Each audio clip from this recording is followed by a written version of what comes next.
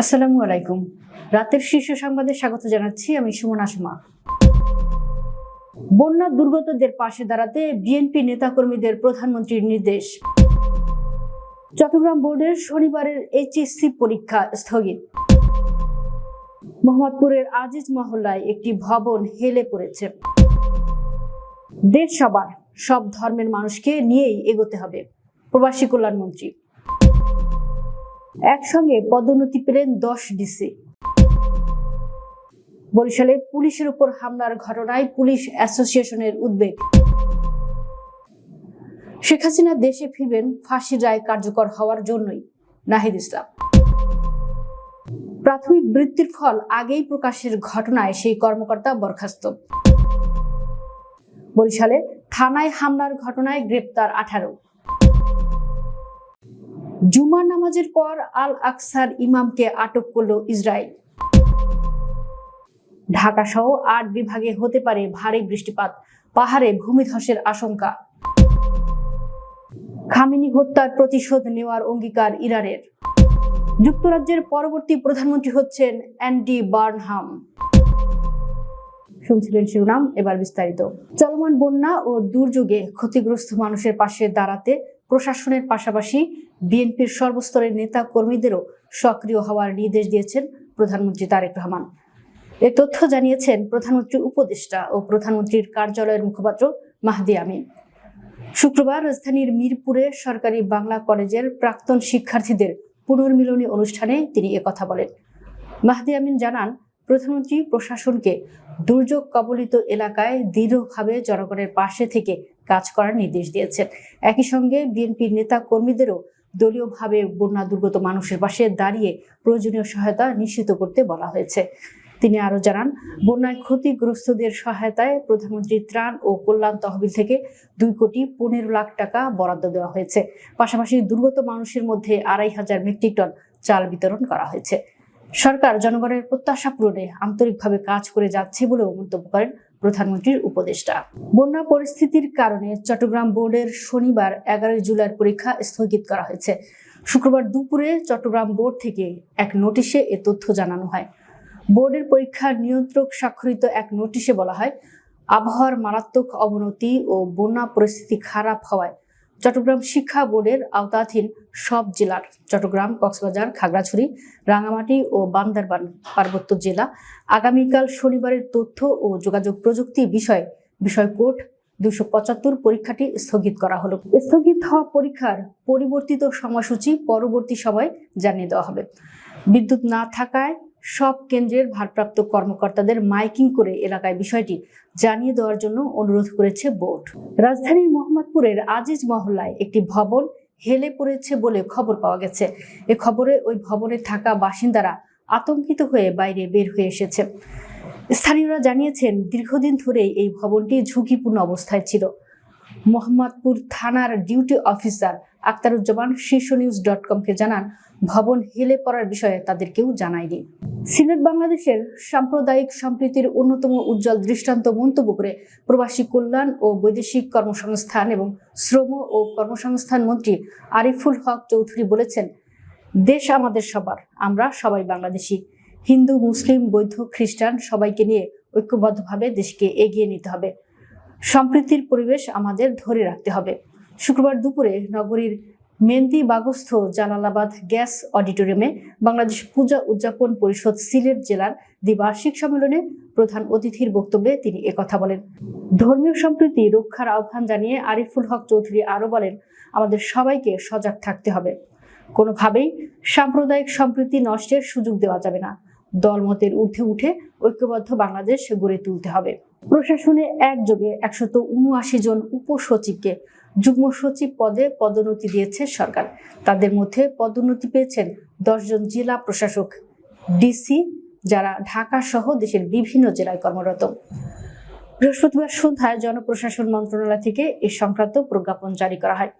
পদোন্নতিপ্রাপ্ত ডিসিরা হলেন মোহাম্মদ নুরুল করিম ভুইয়া গাজীপুর, আবু সালেম মোহাম্মদ মুসা জঙ্গি চাঁপাইনবাবগঞ্জ, কাজী শহীদুল ইসলাম রাজশাহী, মোহাম্মদ নাইরুজ্জামান নীলফামারী, ফরিদা খানম ঢাকা, শরীফা হক টাঙ্গাইল, তাহমিনা বেগম শরীয়তপুর, মোহাম্মদ জাহিদুল ইসলাম মিয়া চট্টগ্রাম, মুতাকাব্বির আহমেদ মাগুরা ও মোহাম্মদ শহীদ হোসেন চৌধুরী পটুয়াখালী।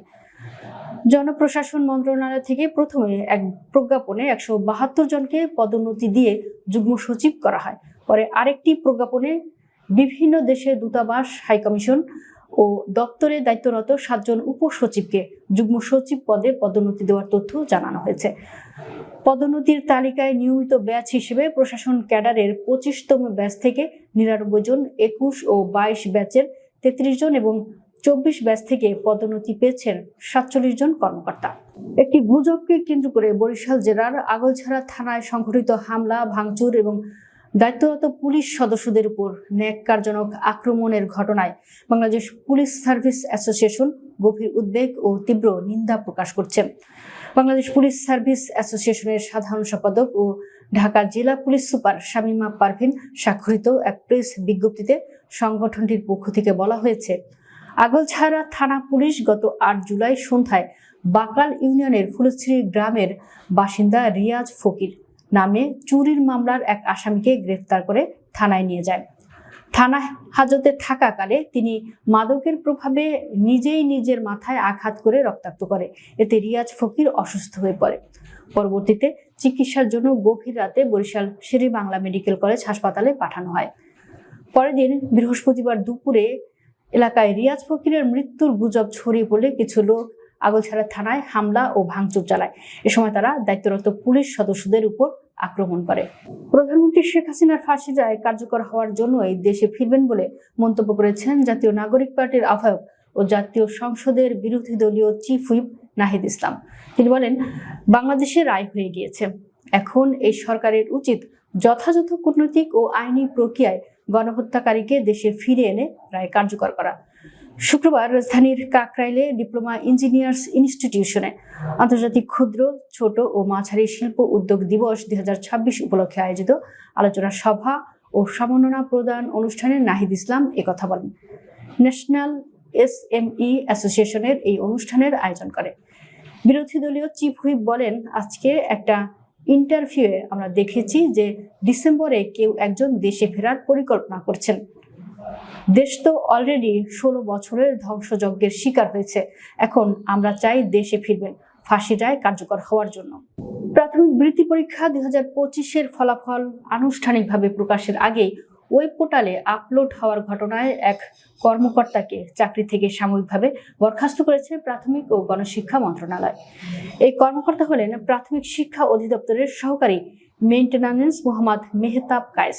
তবে তিনি বিধি অনুযায়ী খোরাকি ভাতা পাবেন। সরকারি কর্মচারী বিধিমালা অনুযায়ী অসৎ আচরণের অভিযোগে মোহাম্মদ মেহতাব কায়েসকে শুক্রবার সাময়িক বরখাস্ত করে প্রজ্ঞাপন জারি করে মন্ত্রণালয়। বরিশালের আগলঝাড়া থানায় হামলা, ভাঙচুর এবং পুলিশ সদস্যদের মারধরের ঘটনায় 18 জনকে গ্রেফতার করা হয়েছে। বৃহস্পতিবার রাতে অভিযান চালিয়ে তাদের গ্রেফতার করা হয়। এর আগে থানায় হামলা, ভাঙচুর এবং পুলিশ সদস্যদের মারধরের ঘটনায় 343 জনের বিরুদ্ধে মামলা করে পুলিশ। এর মধ্যে 43 জনের নাম উল্লেখ করে এবং 300 জনকে অজ্ঞাতনামা আসামি করা হয়েছে। আগলঝাড়া থানার SI ওমর ফারুক বাদী হয়ে মামলাটি দায়ের করেন বলে জানিয়েছেন ওসি মাসুদ খান। তিনি জানান, মামলা দায়েরের পর বৃহস্পতিবার রাতেই অভিযান চালিয়ে 18 জনকে গ্রেফতার করা হয়। পরে তাদের আদালতের মাধ্যমে কারাগারে পাঠানো হয়েছে। পুলিশ জানায়, মামলায় বেআইনি সমাবেশ, দাঙ্গা, সরকারি কাজে বাধা, পুলিশকে মারধর, হত্যা চেষ্টা, ভাঙচুর, চুরি, হুমকি এবং যৌথভাবে অপরাধ সংগঠনের অভিযোগ আনা হয়। অন্য আসামিদের গ্রেফতারে অভিযান চলছে। মৌসুমী বায়ুর প্রভাবে দেশের 8 বিভাগে ভারী বৃষ্টিপাত হতে পারে। এছাড়া চট্টগ্রাম বিভাগের পাহাড়ি এলাকার কোথাও কোথাও ভূমিধস হতে পারে বলে জানিয়েছে আবহাওয়া অধিদপ্তর। শুক্রবার এক বিজ্ঞপ্তিতে এ তথ্য জানিয়েছে সংস্থাটি। বিজ্ঞপ্তিতে বলা হয়, সক্রিয় মৌসুমী বায়ুর প্রভাবে শুক্রবার সকাল 10টা থেকে পরবর্তী 24 ঘন্টায় রংপুর, রাজশাহী, ময়মনসিংহ, ঢাকা, খুলনা, বরিশাল, চট্টগ্রাম ও সিলেট বিভাগের কোথাও কোথাও ভারী 44 থেকে 88 মিলিমিটার 24 ঘন্টা থেকে অতি ভারী 188 মিলিমিটার থেকে 24 ঘন্টায় বর্ষণ হতে পারে। ভারী থেকে অতি ভারী বর্ষণের কারণে ঢাকা ও চট্টগ্রাম মহানগরীর কোথাও কোথাও অস্থায়ীভাবে জলাবদ্ধতা সহ চট্টগ্রামের বিভাগের পাহাড়ি এলাকার কোথাও কোথাও ভূমিধসের শঙ্কা রয়েছে। ফিলিস্তিনের অধিকৃত জেরুজালেমে অবস্থিত আল আকসা মসজিদের ইমামকে আটক করেছে ইসরায়েল। পবিত্র জুমার নামাজের পর তাকে আটক করা হয়। শুক্রবার ফিলিস্তিনের রাষ্ট্রীয় বার্তা সংস্থা ওয়াফার এক প্রতিবেদনে এ তথ্য জানানো হয়েছে। প্রতিবেদনে বলা হয়েছে, শুক্রবার জুমার নামাজের পর ইসরায়েলি বাহিনী আল আকসা মসজিদ থেকে জেরুজালেম ও ফিলিস্তিনের গ্র্যান্ড মুফতি শেখ মোহাম্মদ হুসেনকে আটক করে।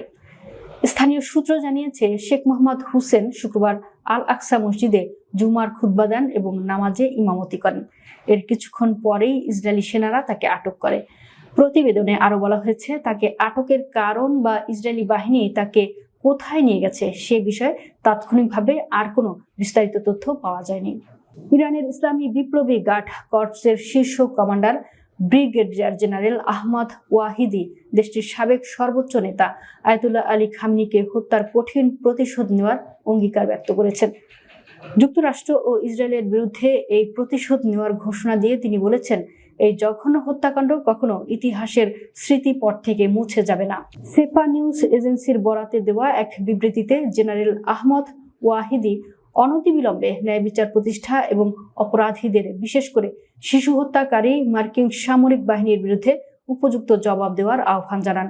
তিনি হুঁশিয়ারি দিয়ে বলেন, যুক্তরাষ্ট্রের অপরাধী নেতা এবং ইসলামী বিপ্লব ও প্রতিরোধ ফ্রন্টের সমস্ত শত্রুদের জেনে রাখা উচিত যে এই স্বর্গীয় নেতাকে কাপুরুষোচিতভাবে হত্যা করে তারা কখনোই প্রতিরোধের পতাকাকে মাটিতে নামিয়ে আনতে পারবে না।